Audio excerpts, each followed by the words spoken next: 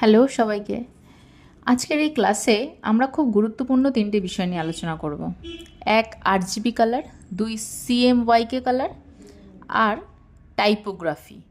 আপনি যদি graphic design, Photoshop, YouTube thumbnail বা প্রিন্ট ডিজাইন নিয়ে কাজ করতে চান, তাহলে এই তিনটে বিষয় না জানলে আপনার কাজ করা অসম্ভব। চলুন তাহলে শুরু করি। প্রথমে জানি এই আরজিবি কালারটা কী।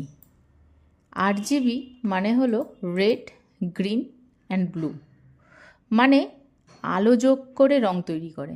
আমরা যখন মোবাইল, কম্পিউটার বা টিভি স্ক্রিনে কিছু দেখি, সেখানে আরজিবি কালার ব্যবহার হয়।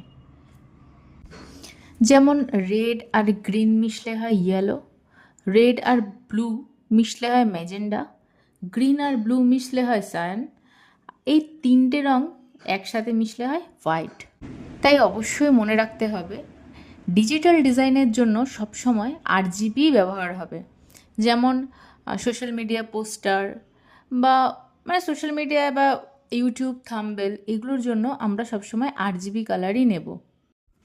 আচ্ছা, এবার জেনে নিই যে এই সিএমওয়াইকে কালারটা কী।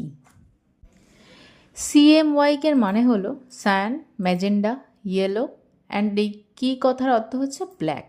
কে এর অর্থ, এটি কোনো আলোর ব্যবহার না, এটা হচ্ছে কালির রং দিয়ে তৈরি হয়।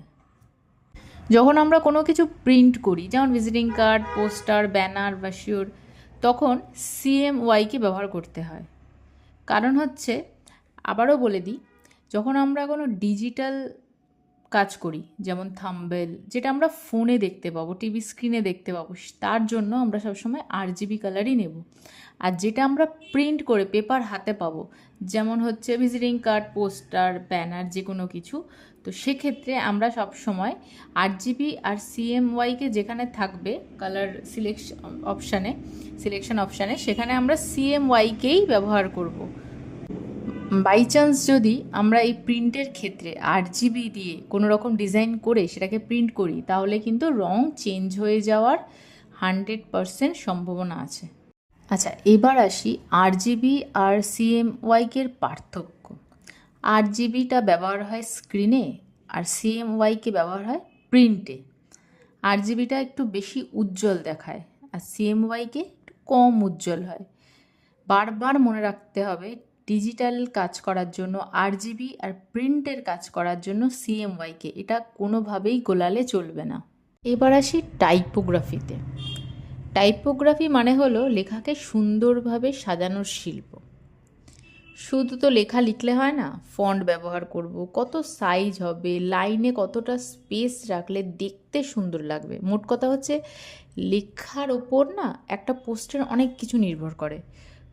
কোথায় একটা কোন ফন্ট ইউজ করলে, ধরো কোনো ট্রাভেলের পোস্ট বানাচ্ছ, তাতে কোন ফন্টটা ভালো যাবে।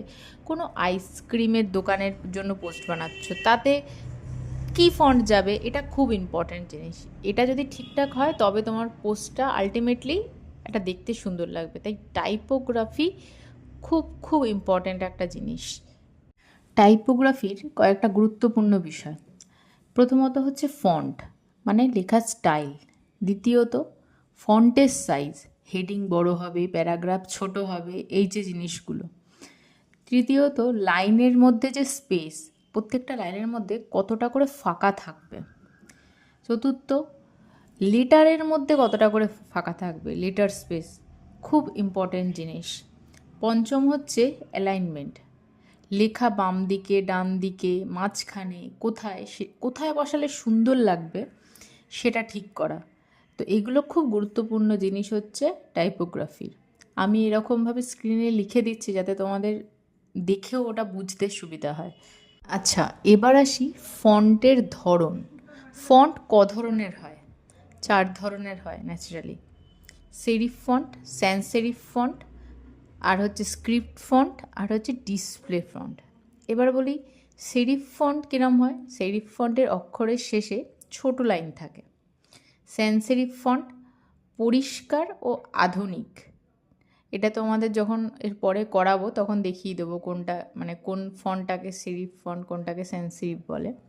আচ্ছা, হাতে লেখা কিছু ফন্ট হয়, দেখেছো, যে দেখে মনে হয় যেন হাতে লিখেছে, ওটাকে বলা হয় স্ক্রিপ্ট ফন্ট। ঠিক আছে?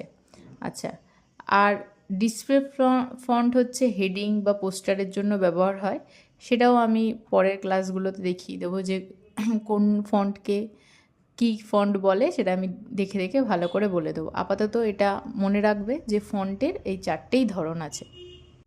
আরও কিছু গুরুত্বপূর্ণ টিপসই বলতে পারো এগুলো।